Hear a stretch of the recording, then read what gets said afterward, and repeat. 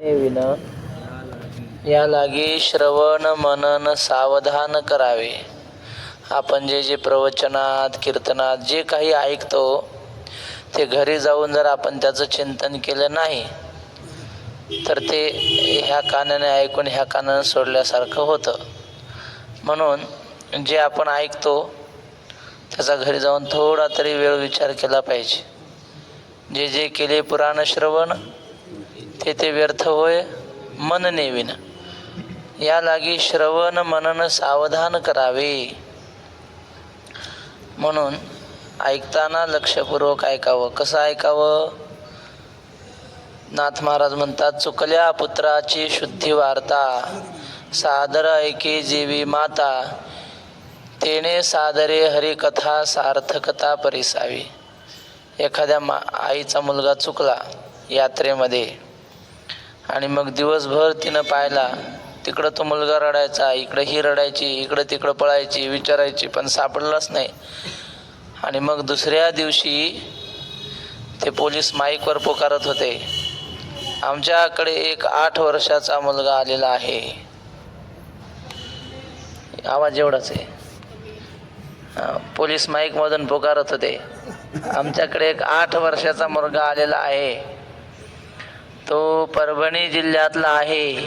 असे शब्द त्या आईच्या कानावर आले. ते म्हणते परभणी जिल्ह्यातला, मग माझाच आहे की काय? आणि मग तालुका अमुक आहे, तो तिचाच तालुका असतो, अमुक नाव म्हणतोय. हे शब्द ती आई जीवाचे कान करून ऐकते. एक एक शब्द म्हणजे माझ्याच मुलाबद्दल सांगतायत की काय? त्याप्रमाणे नाथ महाराज म्हणतात, आपण बघ हरिकथा ऐकताना एवढं एकाग्र होऊन ऐकलं पाहिजे, एक एक शब्द जीवाचे कान करून. आणि पुन्हा जे ऐकलं ते घरी जाऊन त्याचं मनन करावं, तर ते मग जीवनात उतरतं. नाही तर मग ते आलं असंच वाया जातं. कुठपर्यंत आलो सांगा आपण? श्लोक झाले, एकदा सांगा ना श्लोक. 44 श्लोक झाला. हा, परी एक चिकुडे करीती, जे स्वर्ग कामो मनी धरिती, यज्ञ पुरुषा चुकती भोगता जो. सगळं व्यवस्थित करतात, एकही चूक न होऊ देता कर्माचं व्यवस्थित अनुष्ठान करतात. पण वाईट एकच करतात, स्वर्गाची इच्छा मनामध्ये धरतात. तेवढी इच्छा जर सोडून कर्म केलं तर फार चांगलं होईल. पण म्हणले एक चिकुडे करते, जे स्वर्ग कामो मनी धरिते, आणि यज्ञ पुरुषा चुकती भोगता जो. यज्ञाचा जो मुख्य पुरुष आहे, आराध्य यज्ञाचं, तो ईश्वर, त्याची इच्छा करत नाहीत. वा काय कोणाचा? कबीर महाराजांचा दोहा आहे. ते म्हणतात, देवा तन भी तेरा, मन भी तेरा, तेरा सब कुछ प्राण, तेरा सब कुछ तू है मेरा, यही दादू का ज्ञान. दादू महाराजांचं आहे. म्हणले देवा माझं शरीर आहे तुझंच आहे, माझा प्राण आहे तुझाच आहे, जीव आहे तुझाच आहे, माझी सगळी संपत्ती तुझीच आहे, आणि तू माझा आहेस. आता यह दादू का ज्ञान असं पाहिजे. म्हणजे देव आपलासं होण्याची इच्छा पाहिजे. बाकी मग कर्म करा त्या देवाच्या इच्छेनं पाहिजे. पण हे काय होतं आहे, हे यज्ञ करतात देवाच्या इच्छेनं नाही, स्वर्गाच्या इच्छेनं. मग काय उपयोग? एकची कुडे करते, जे स्वर्ग कामो मनी धरिते, यज्ञ पुरुषा चुकती भोगता जो. त्या परमेश्वराला सोडून इतर इच्छा करतात, मग काय दुःखाची प्राप्ती होते. तुकाराम महाराज म्हणतात की करीसी देवाविना आस, अवघी होईल निरास, तृष्णा वाढविसी बहुअस, कधी सुखास न पावसी. देवाशिवाय इतर कशाची इच्छा केली की मग दुःख भोगावं लागतं. म्हणून तर महाराजांनी गाथ्याच्या पहिल्याच अभंगात, ब्रह्मादिक पदे दुःखाची शिराणी, तेथे दुश्चित झणी जडो देशी. आणि हे तर स्वर्गाची इच्छा करतात. त्यामुळं माऊली म्हणतात हे त्यांचं चुकतं. बाकी सगळं चांगलं आहे, फक्त इच्छा करतात स्वर्गाची, हे वाईट आहे. मग उदाहरण देतात, कर्पुराचा राशी की जे, मग अग्नी लावून दीजे, कामिष्टांनी संचर विजे. काळकोट एवढा मोठा कापराचा डोंगर केला, आणि मग तो डोंगर आता त्या कापराचा थोडा उपयोग करायला पाहिजे. दिली एकदाच काडी लावून, मग गेलं ते सगळं जळून. तसं म्हणले एवढं मोठं पुण्याचा संचय केला आणि स्वर्गाची इच्छा केली, ते गेलं ना वाया सगळं पुण्य.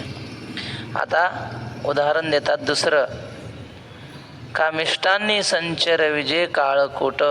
सुंदर स्वयंपाक केला. पुरणाचा स्वयंपाक करायचं सोपं नाही.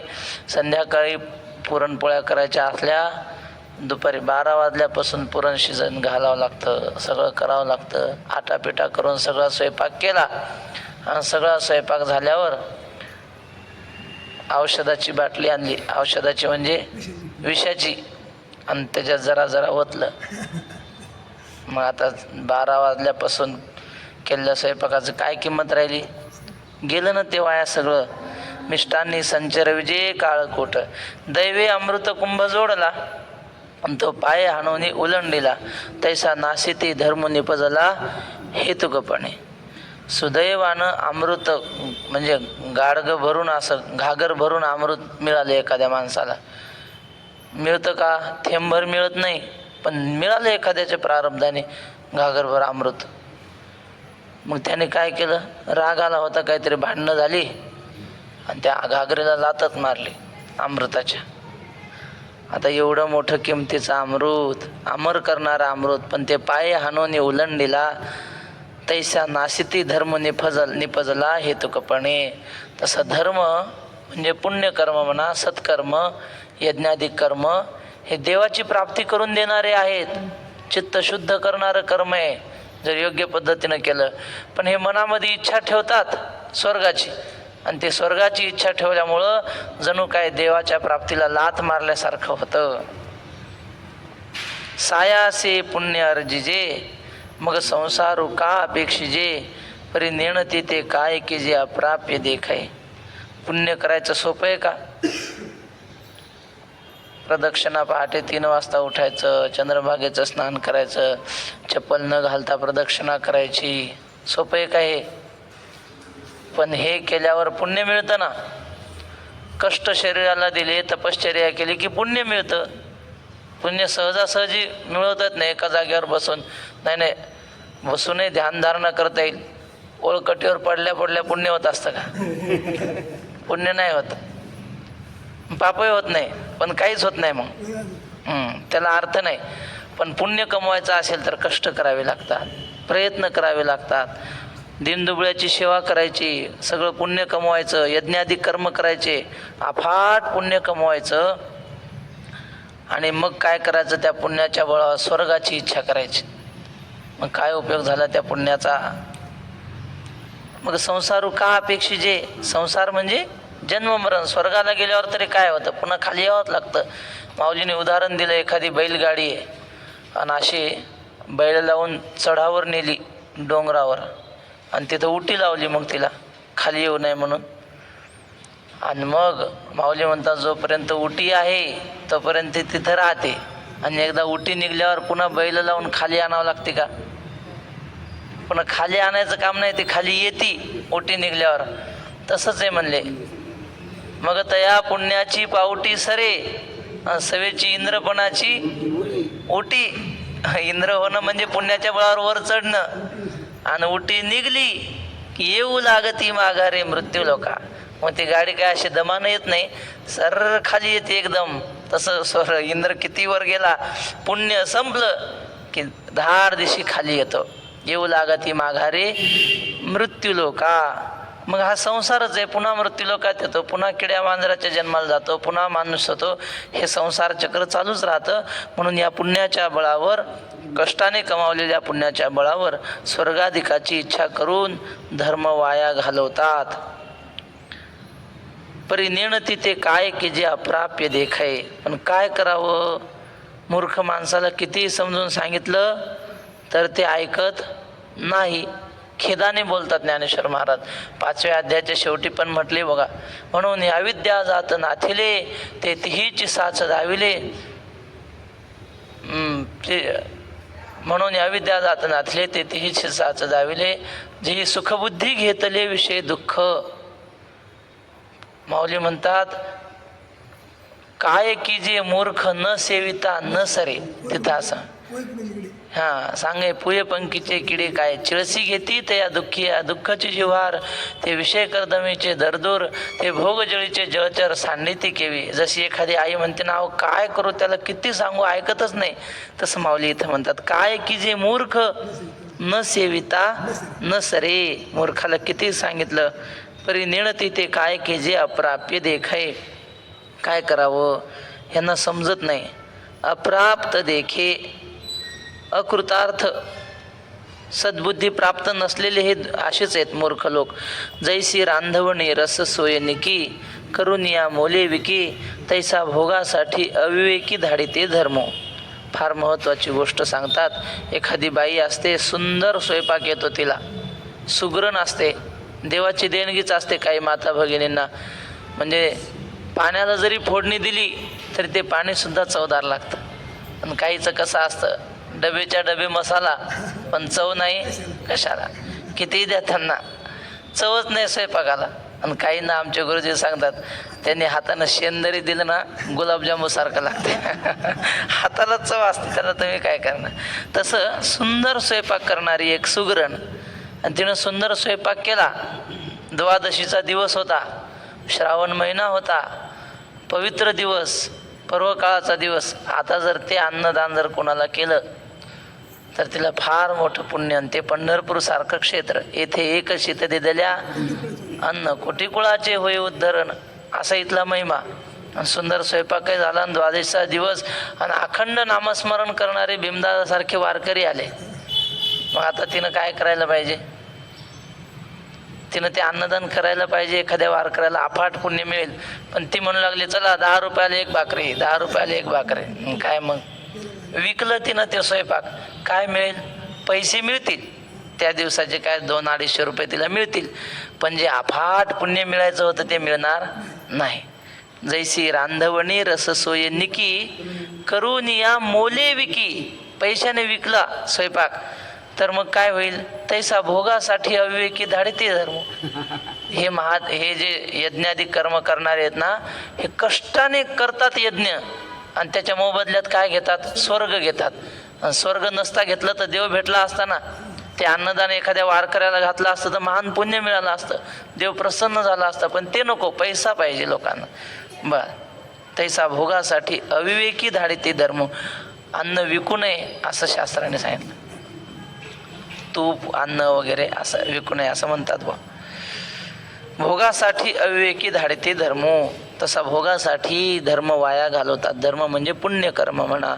म्हणून हे पार्था दुर्बुद्धी देख सर्वथा, तया वेद वादरता मनी वसे. म्हणून अर्जुना, दुर्बुद्धी आहेत हे लोक, मूर्ख आहेत, निर्बुद्ध आहेत. तया वेदवादरता मनी वसे. वेदाच्या अर्थवादामध्ये ते निमग्न असतात. काल मी आपल्याला सांगितलं, अर्थवाद म्हणजे काय, एखाद्या गोष्टीकडे माणसाने प्रवृत्त होण्यासाठी शास्त्राने काही त्याला प्रलोभनं दाखवलेली असतात, त्याला अर्थवाद म्हणतात. जशी गोळी घेण्यासाठी आई म्हणते, तुला मी एवढा गुळ देतो, मग गोळी खा. ते गुळ म्हणजे अर्थवाद आहे, तो समजला पाहिजे. पण हे त्या स्वर्गसुखाच्या गोडीमध्येच रमतात. आता श्लोक आहे, त्रैगुण्य विषया वेदा निस्त्रैगुण्यो भवार्जुन, निर्द्वंद्वो नित्यसत्वस्थो निर्योगक्षेम आत्मवा.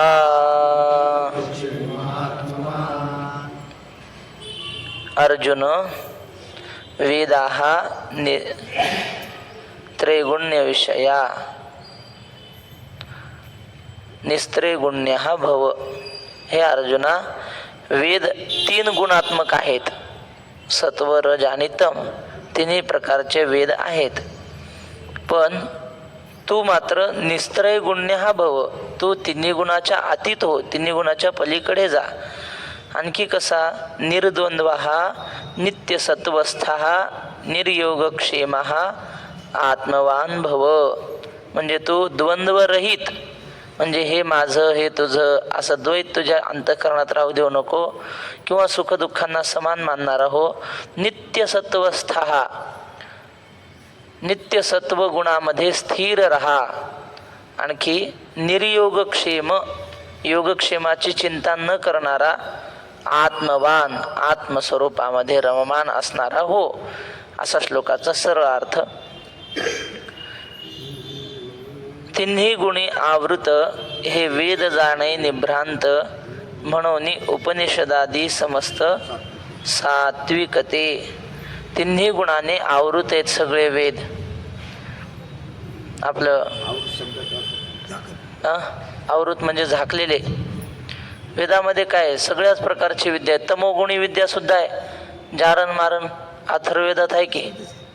रजोगुण म्हणजे स्वर्ग कसा मिळवावा. पुन्हा सत्वगुण, कर्मकांड म्हणजे रजोगुण आहे, तमोगुण आहे पण आहे, सत्वगुणाचं पण आहे. पण म्हणले तू ह्या तिन्ही गुणाच्या पलीकडे गेला पाहिजे. माणसाला कसं वाटतं तमोगुण वाईट आहे, रजोगुण बरं नाही. आमचे गुरुजी म्हणतात तमोगुण परवडला पण रजोगुण लय वाईट आहे. रजोगुण काय करतो, माणसाला कशात तरी उपाधीत गुंतवतो, शांत बसू देत नाही रजोगुण.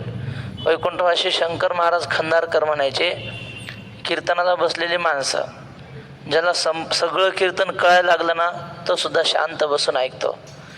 आणि ज्याला काहीच कळलं नाही कीर्तनातलं, तो सुद्धा शांतच बसतो.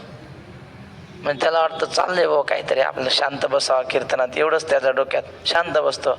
पण ज्याला सासूसाठी लढे सून, आईसाठी लेक, दोहीचा भावानी. म्हणजे दोन्ही दिसायला सारखे दिसतात, हा पण त्याच्या मनात भाव वेगळा असतो आणि याच्या मनात भाव वेगळा. बरोबर. सासूसाठी रडे सून, भावांतरीचा भिन्न. असं तसं काय सांगत होतं आपल्याला, नाही हे नव्हतं सांगत नाही. कथा हा बरोबर. तर रजोगुण सांगत होतं कीर्तनामध्ये, ज्याला कीर्तन पूर्ण कळलं तो शांत बसून ऐकतो, ज्याला काहीच कळलं नाही तो सुद्धा शांत बसतो. पण ज्याला थोडं कळतं आणि थोडं कळत नाही तो शांत बसत नाही. म्हणजे तो पुढच्याला चिमटा घेतो, काहीतरी टिवल्या बावल्या करतो. त्याला काही कळतं आणि काही कळत नाही, हा रजोगुण आहे. रजोगुण शांत नाही बसत. आमचे गुरुजी कुत्र्याचं गोष्ट सांगतात. ते म्हणले दुपारच्या वेळेला कुत्रं उन्हाच्या वेळेला काय करतं, एखाद्या सावलीला जातं झाडाखाली, असं खर खर खर खर खर करतं पायाने. झोपले काय?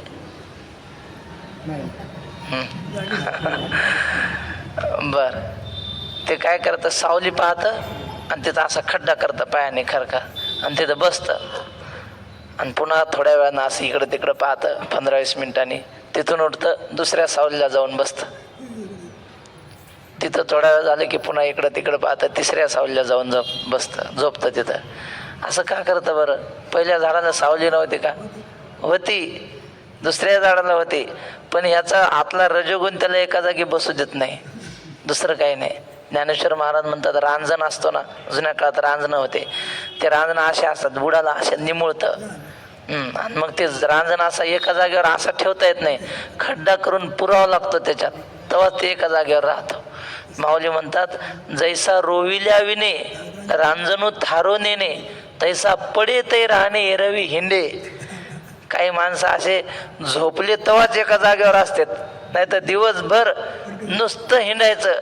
घडी तिथं दिसतील तर घडी कुठं दिसतील काही सांगता येत नाही. झोपतील तेव्हाच एका जागी, पण झोपल्यावर बी एका जागी राहत नाहीत काही काही. चक्रदंड काढतात, चक्री भजन चालू असतं त्यांचं रात्री. तर अशा प्रकारे हा रजोगुण तुम्हाला मी सांगितला. रजोगुण माणसाला शांत बसू देत नाही. आमचे गुरुजी सांगतात माणसाने काही नाही, दिवसातून 5 मिनिटं एका जागी शांत बसायचा अभ्यास करावा. काहीच करायचं नाही, काहीच नाही म्हणजे काहीच नाही, असं नुसतं बसून राहायचं. ही सगळ्यात मोठी तपश्चर्या आहे. माणसाला समजा म्हणलं एखाद्याला मग तुम्ही 2 तास एका जागेवर बसून राहा बरं, काहीच करायचं नाही, हातपाय हलवायचा नाही, काहीच नाही. ते म्हणतात मला दुसरं काही काम सांगा पण हे सांगू नका. तर रजोगुण शांत नाही बसू देत माणसाला, आणि शांत बसल्याशिवाय सुख प्राप्त होऊ शकत नाही. जेथं शांतीचा जिव्हाळा नाही तिथं सुख विसरून नरी गे काही, जैसा पापियाच्या ठाई मोक्षू न वसे. माऊली म्हणतात शांतता पाहिजे. तर या 8 पहारा माझारी तरी गा ऐसे करी, या 8 पहारा माझारी मोटके निमिष भरी देतो जाय. 1 मिनिट का असे ना, पण देवाशी आपण देवासमोर बसून शांत बसलं पाहिजे. शांत बसलं म्हणजे आपोआप मन सुद्धा शांत होतं, आणि मन शांत झालं म्हणजे आपोआप त्यात आत्म्याचं प्रतिबिंब पडतं ना आत्मसुख होतं. हीच तर सुखाच्या प्राप्तीची प्रक्रिया आहे. पण मग रजोगुण शांत बसू देत नाही. हा रजोगुण तुम्हाला सांगितला.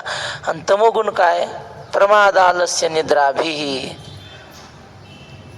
रजोगुण प्रमाद म्हणजे चुका करायला लावतो, आळस म्हणजे झोप घ्यायला लावतो, नाहीतर भांडणं करायला लावतो. वैकुंठवासी गुरुजी म्हणायचे 3 गुणी माणसं कसे ओळखायचे?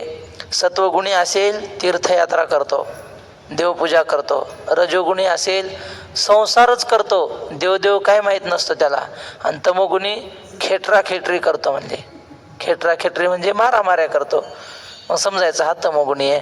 पण अर्जुन ह्या 3ही गुणापासून तू वेगळा झाला पाहिजे. निस्त्रय गुण्य हा भव. पण मग सत्व सोडू नको. खाल्ल्या ओळीत लिहिलं ना, सत्वस्था. सत्वगुणाचा आश्रय करायचा. पण शेवटी सत्वगुणाला सुद्धा ठराविक अंतरावर गेल्यावर सोडावं लागतं. परमहंस परिव्राजकाचार्य रामकृष्ण परमहंस ते गोष्ट सांगायचे 3 गुणावर. गोष्ट अशी की म्हटले एक माणूस होता, जंगलातून प्रवास करत होता. त्याला चोरांनी पकडलं, त्याच्यापासलं सगळं लुटून घेतलं. 3 चोर होते.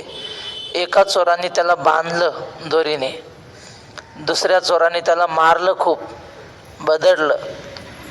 आणि मग तिसरा जो चोर होता की नाही, त्याला मात्र दया आली. तो म्हटला गड्या आपण याचं लुटून घेतलं सगळं, पण आता याला असंच बांधून ठेवणं बरं नाही, याला सोडलं पाहिजे. मग हे दोघं चोरं थोडे बाजूला गेले की याने सोडलं. त्याला विचारलं कुठं जायचं आहे तुला? म्हणले अमक्या गावाला. चल म्हणे मला रस्ते माहिती आहे तिथले. त्याला धरलं हाताला आणि त्या गावापर्यंत नेलं. आणि म्हटलं हेच ना तुझं गाव? हो म्हणलं हेच गाव आहे. ते समोर दिसतं की नाही इमारत, ते माझं घर आहे. तर म्हटलं जा मग आता तुझ्या घरी. तर म्हटलं जा नाही, तुम्ही मला एवढी मदत केली, माझा जीव वाचवला, नाही तर मला तिथंच बांधून ठेवलं असतं, मी मेलो असतो. तुम्ही माझ्या घरी चला, मी तुम्हाला चहा पाणी करतो, काही नाश्ता बिष्टा वगैरे करतो. तर म्हटला नाही, मी गावात येऊ शकत, कारण लोकांनी पकडलं तर चोर आहे ना मी, त्यामुळं मी इथपर्यंतच आणून सोडू शकतो, तुझ्या घरापर्यंत येऊ शकत नाही. 3 चोर समजले का? रजोगुण बांधतो, तमोगुण जोडपतो. बरं, सत्वगुण आहे ना देवाकडे आणून सोडतो, पण देवापर्यंत नाही, त्याची एक मर्यादा आहे. तर म्हणतो मी इथपर्यंतच येऊ शकतो. देवापर्यंत सत्वगुण सुद्धा नाही, तो मार्ग दाखवतो देवाचा. पण इथून पुढं आता निस्त्रय गुण्य व्हावं लागतं. देवाशी एकरूप व्हायचं असेल तर 3 गुणाने आवृत्त नाही, रहित व्हावं लागतं. म्हणून अर्जुना निस्त्रय गुण्य हा भव. सत्वगुणाचा आश्रय कर, पण त्याला सुद्धा सोडायचं एवढं ध्यानात ठेवायचं. सत्वगुणाचा आश्रय कर, पण मग ती अजून एक फोडून सांगा ना तिच्यात. सत्वगुणाचा आश्रय म्हणजे मग सत्वगुणाशी होते त्याच्या पुढे जाते, त्याची प्राप्ती सत्वगुणाशी होत नाही. ठीक आहे ना. सत्वगुण म्हणजे काय? सोडायला लावते. सत्वगुण म्हणजे ध्यान, धारणा किंवा तीर्थयात्रा, मग अशी सांगितल्याप्रमाणे हे साधनेमध्ये रममान असतो तो. पण देवाच्या ठिकाणी 3 गुण नाहीत ना, 3 गुण मायेतच येतात. 3 गुण कोणाचे आहेत? दैवी हेशा गुणमयी मम माया दुरत्या. परमात्मा स्वरूपात गुण नाहीत ना, 3 गुण कुठे आहेत परमात्मा स्वरूपात? जरी सत्वगुण चांगला असला तरी आता सांगितल्याप्रमाणे तो भगवंताकडे नेऊ शकतो, पण भगवंतापर्यंत येऊ शकत नाही. म्हणजे साधू संतांनी सांगितलं सत्वगुणात राहा, ते सत्वगुणात राहायचं, आपोआप निघून जातो सत्वगुण. त्याचं काम झालं की सोडायचं काम नाही, ते जातो बरोबर. तर अशा 3 गुणाने रहित तू हो. 3 गुणे आवृत हे वेद जाणे निभ्रांत, म्हणून उपनिषद आदी समस्त सात्विकते. काय माऊलीने म्हटलंय ना, लौकिकाचा उद्वेगू, शास्त्रावरी उबगू. आता शास्त्र शिकावं, एक अक्षर शिकल्याशिवाय ज्ञान होणार नाही, ते शिकलंच पाहिजे. आणि ठराविक वेळ आली की सगळे शास्त्र गुंडाळूनही ठेवता आले पाहिजे. बस झालं आता, असं वाटलं पाहिजे. लौकिकाचा शास्त्रावरी उबगू, आज तर सत्वगुणाचा त्याग आहे, दुसरं काय? समजलं ना? ज्ञान प्राप्त कशाने होतं? सत्वगुणाने. पण ठराविक त्या ज्ञानाचं कार्य झाल्यानंतर ज्ञान सुद्धा बाजूला सारावं लागतं. व्युत्पत्ती आघवी विसरिजे, जगा धाकुटे होईजे ते जवळीक माझी. जाऊ द्या, आपलं काय चाललं होतं? उपनिषदादी समस्त सात्विकते. वेदामध्ये काही तमोगुणी मंत्र आहेत, काही रजोगुणी आहेत, आणि उपनिषदाचे जे ज्ञानकांडाचे मंत्र आहेत ते सत्वगुणी आहेत. एर रजतमात्मक जेथ निरूपे जे कर्माधिक जे केवळ स्वर्ग सूचक धनुर्धरा. म्हणून अर्जुना, इतर जे आहेत मंत्र उपनिषदाहून वेगळे ते रज आणि तमात्मक आहेत, ज्या मंत्रामध्ये केवळ कर्माधिकांचा उपदेश केलेला आहे आणि ते कर्म आचरण केलं तर स्वर्गाची प्राप्ती होईल असं त्यांनी सांगितलेलं आहे त्या रजतमाधिक मंत्रामध्ये.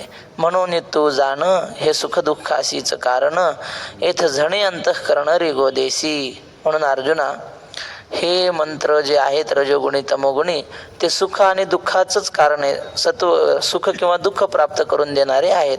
म्हणून त्या ठिकाणी तू तुझं अंतःकरण राहू देऊ नको. तू गुणत्रयाते अव्हेरी मी माझे हे न करी एक आत्मसुख अंतरी विसंब जणी. तू तिन्ही गुणांचा त्याग कर. बघा दिलंय ना ते गुणत्रयाते म्हणजे काय, 3 गुणांचा त्याग कर. आणि मी माझे हे न करी, मी हे माझं असं कधी म्हणू नको. हा, आवेरी म्हणजे सोडून दे. जगातल्या कुठल्याच पदार्थाला मी स्वतःला मी म्हणायचं नाही, आणि मी म्हणलं नाही की माझं होत नाही. ते संस्कृतमध्ये सर्वनाम आहेत. अहम सर्वना, इदम काय ते अस्मद,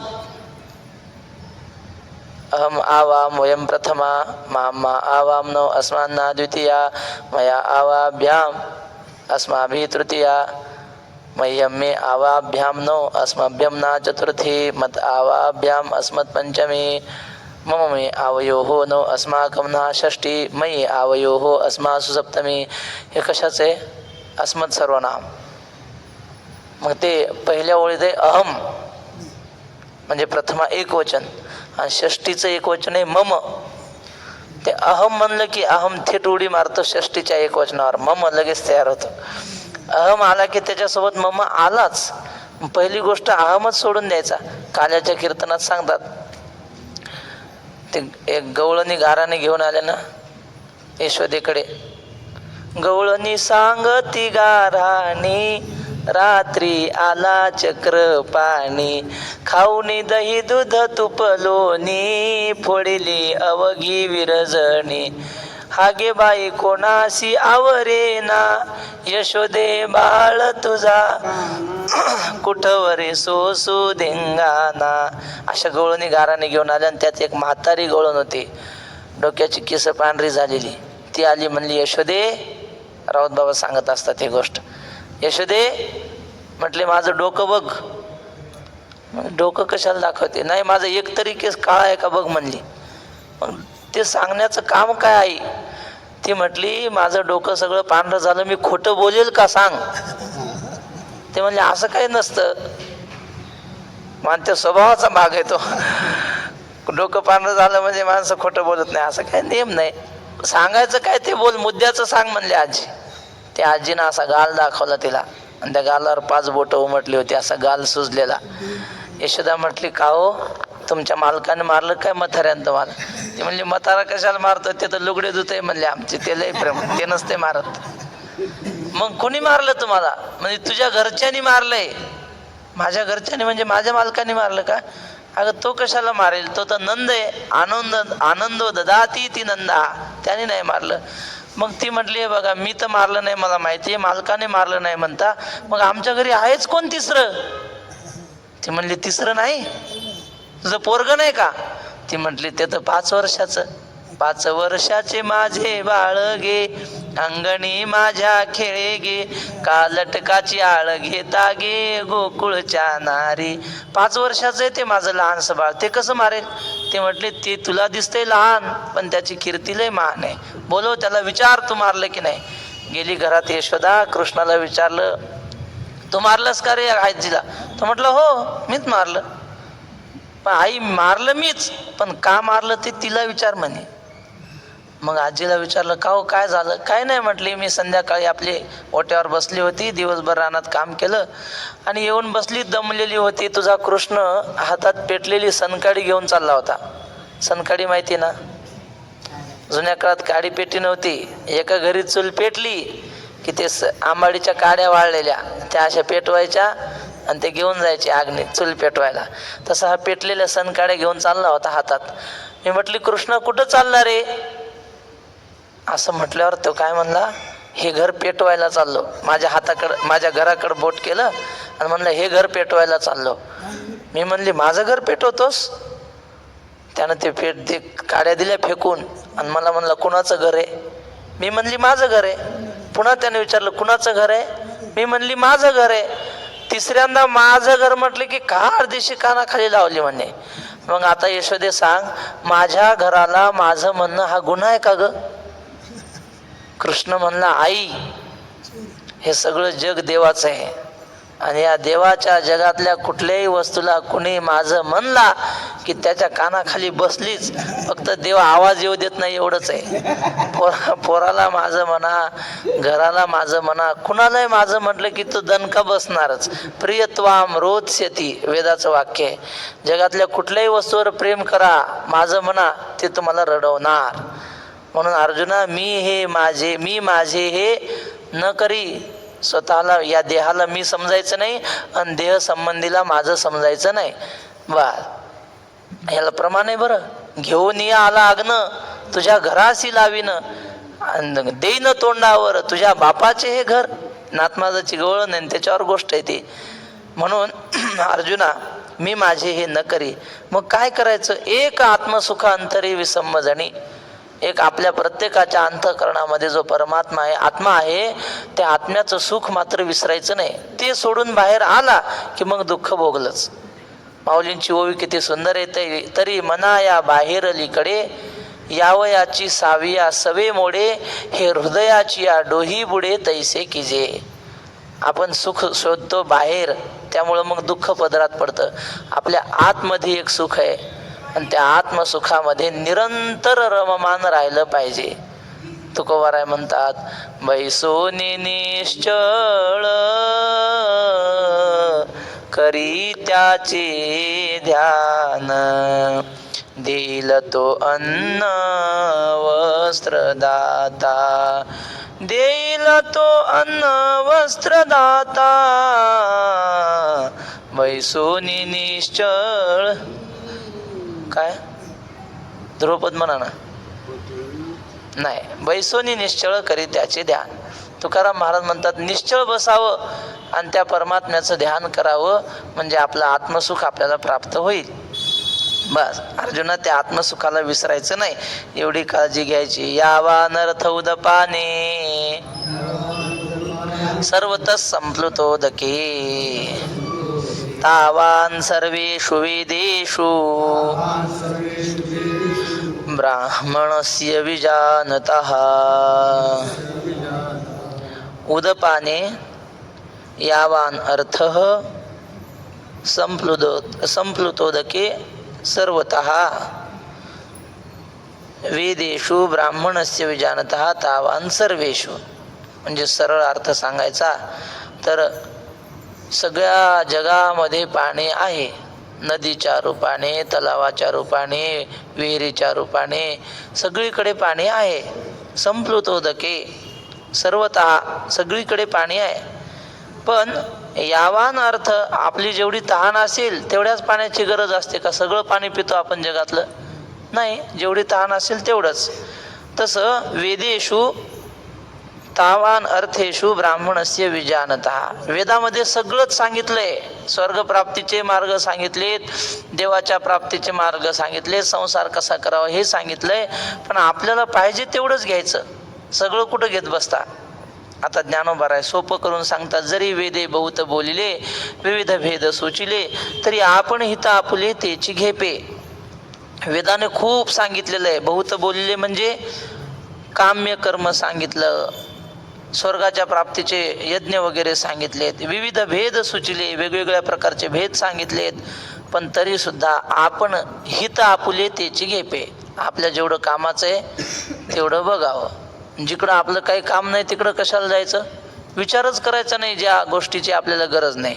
वैकुंठवासी वक्तेबाबा म्हणले, एकादशीचा दिवस होता आणि एक माळकरी माणूस, चांगला वारकरी हो, मोठीच्या मोठी माळ गळ्यात, गंध लावला, बुक्का नाही, बुक्का इथं नाही, इथं मुद्रा लावल्या आणि असा नटून थटून आपला नित्यनेम करून निघाला रस्त्याने.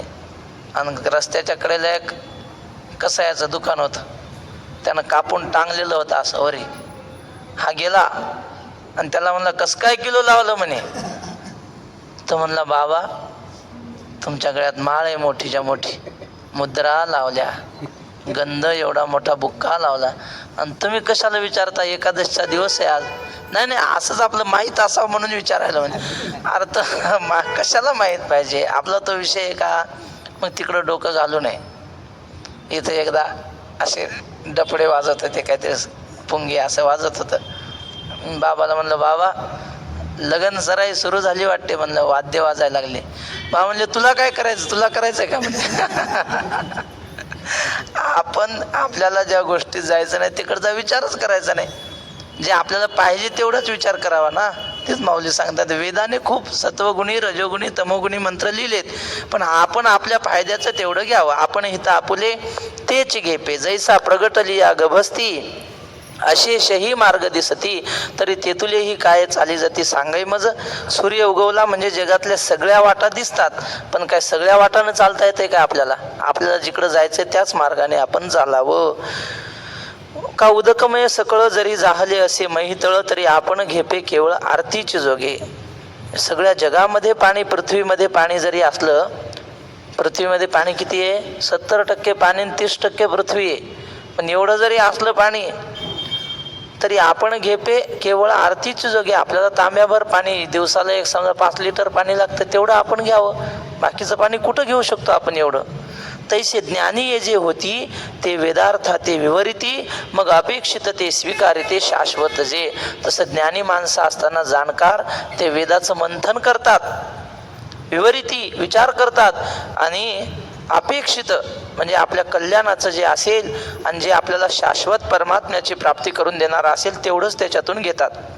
असंच आहे.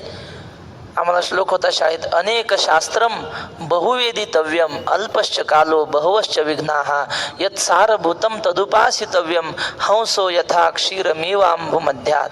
म्हटले, शिकण्यासारखी कितीतरी शास्त्र आहे त्या जगामध्ये. न्यायशास्त्र आहे, आणखी तुमचं सांख्यशास्त्र, योगशास्त्र, खूप शास्त्र शिकण्यासारखे. कलासुद्धा गायन शिकलंच पाहिजे.